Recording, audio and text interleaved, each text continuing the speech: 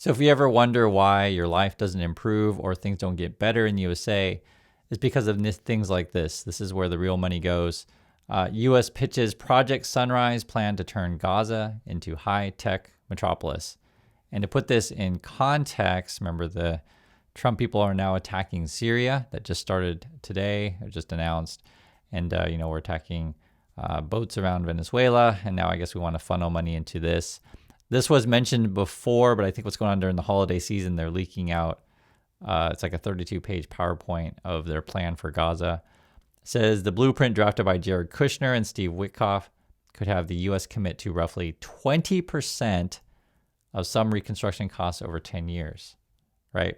Now, remember, Trump always tells you there's trillions and trillions and trillions of dollars coming into the USA, but this kind of stuff, they kind of try to keep it on the DL, but this is where the real money is going here.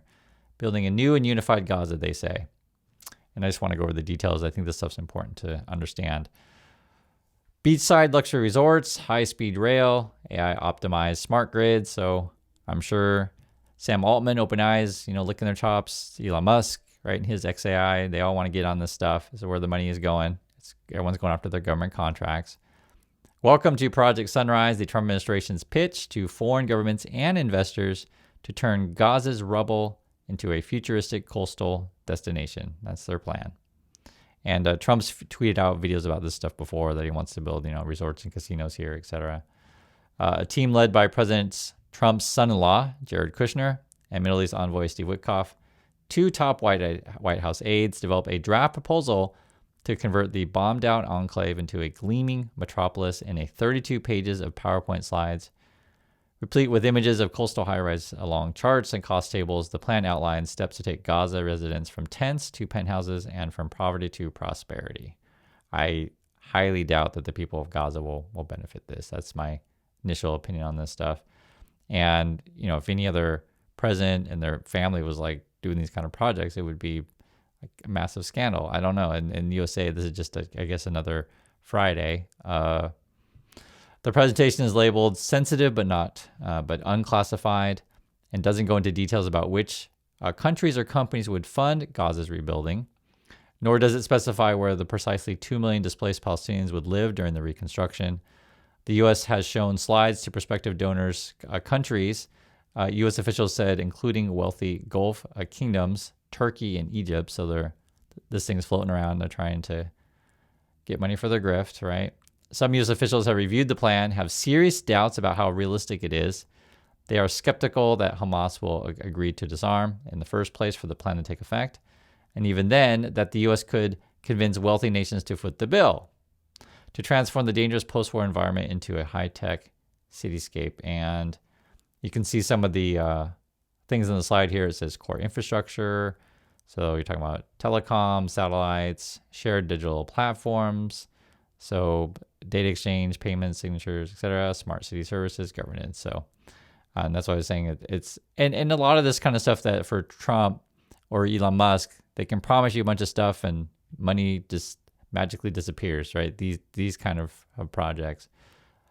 Others believe it's the most detailed and optimistic vision yet for what Gaza could look like if Hamas laid down its arms. That's a quote here. They can make all the slides they want, said Stephen Cook, a senior fellow for the Middle East and Council of Foreign Relations think tank.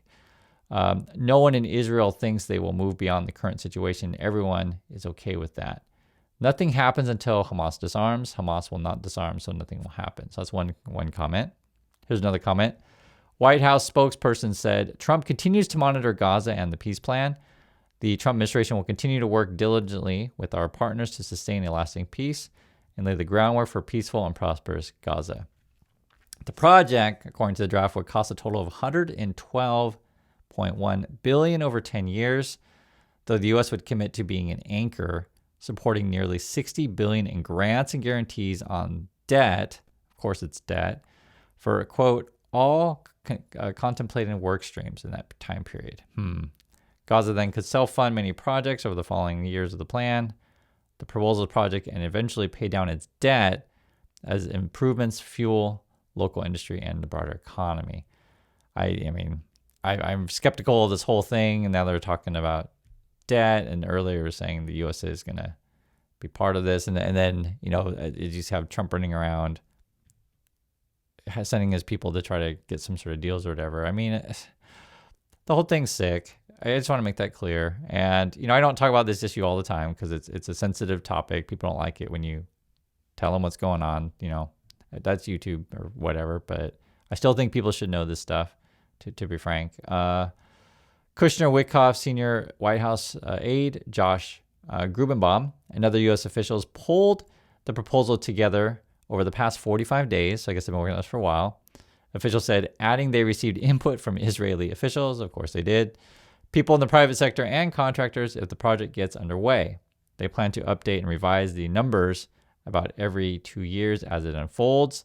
And it's interesting because this relates, it just shows you how the White House works, right? It relates to when they were coming up with some sort of plan for Ukraine, when they bring in Russian people, and it sounds like basically Russian people wrote it. So whether or not it's a similar situation with Israeli people writing this whole thing, who knows? But I'm just telling you what it says. Supporters of the project insist that allowing Gaza to go undeveloped and let burgeoning humanitarian crisis fester is far worse alternative. Okay. And then they're saying this is better than Trump's vision of the Riviera of the Middle East. The hurdles for development in the area are tremendous. After thousands of Israeli strikes on Gaza during the 2-year Israeli-Hamas war, some 10,000 bodies lay under 68 million tons of rubble. And there could be a lot more than that. So I don't know if we actually know how many. I mean, the whole thing is terrible. I just hope it's clear, guys, because sometimes people ask me about this stuff I don't talk about all the time. It's always the same, but this is this is what it is. And it's like I said, this is why your life doesn't get better in the USA, because they funnel the money to this, and then they get you focused on, hating your gardener, basically. That's just basically what it ends up being in USA. And the whole thing is ridiculous. And then, and then if you protest a thing, then they'll arrest you, and then they get you hating on said protesters. I know Trump's on his way out, but, you still want to keep an eye on this stuff, because unfortunately this is part of U.S. politics and part of the markets. I mean, it really, talking about a lot of money gets funneled into these things, or we get dragged into military conflicts related to this stuff. I guess it says here, the ground is toxic and littered with unexploded bombs. Hamas fighters remain entrenched. The proposal acknowledges on the second page, bold and in red, that Gaza's reconstruction depends on Hamas to, quote, demilitarize and decommission all weapons and tunnels. So what do they have here? They have like a 7-point plan. Executive summary. So 1, Gaza's destruction has been profound, but we believe what lies ahead is not just restoration. It's a chance to develop a gateway in the Middle East and state-of-the-art infrastructure. Okay. Gaza's futures can emerge, blah, blah, blah. Our initial focus will be provide humanitarian aid. So I agree with that, but I'm just showing what it is. Subsequent phases will center on rebuilding housing, utilities, and commercial infrastructure. Near-term initiatives to support economic recovery, leveraging reconstruction costs as economy superchargers. Okay. The total cost is estimated to be $4.2 billion of grants, $1.5 billion of sovereign guarantees on debt per year. That's per year, on average over the next 10 years. And they're going to revise this stuff, of course. Gaza can self-sustain the remaining reconstruction, including debt repayment, and drive significant value. I don't think they can guarantee that. Critically, the U.S. will be a substantial 20% plus. That's what it says here. So it's different than what we initially read. Anchored of the total cost for all the contemplated work streams. Yeah. And here's some more of this master plan here. Phase reconstruction. So they have different phases they got. Boy, they actually, what is this? And there's 32 pages of this. I looked for the document. I couldn't find the 30-page document, but I mean, this is enough of it to get a sense of what it is. So it just shows different cities, phase 1, 2, and then you have phase 3 and phase 4. So it's just different parts. They're talking about different housing here. So 100,000 plus housing units, 75 medical clinics, $4 billion investments in the trunk utilities, what they say. $1 billion investments in commercial. They have 180 mosques, cultural centers, and 200 K-12 schools, universities, and vocational schools. So, yes, you need to rebuild Gaza, so I don't disagree with that. But, this obviously would be massive conflicts of interest for Trump and his family. They do put out a bunch of numbers here. Looks like security costs are in this, which I think this would be a massive thing. I'll just say this. I know sometimes when people say, I'm just thinking of like the movie Dune. People think that, Dune is just fiction and, nothing to do with real life. But the reason why you tell those kind of stories, right? You write these kind of books and make these kind of movies is to warn about what happens in these type of regions, right? You're fighting over, in Dune it's the spice, and here you're fighting over the oil. But basically, the Trump people are just trying to figure out ways, like, how can we take the land from the people? That's essentially what it ends up being. And then they'll make all these promises or whatever, and taxpayer dollars will disappear. And there's a bunch you can go over with this. I read enough to know what it is. Other than that, I just want to make sure it's sick.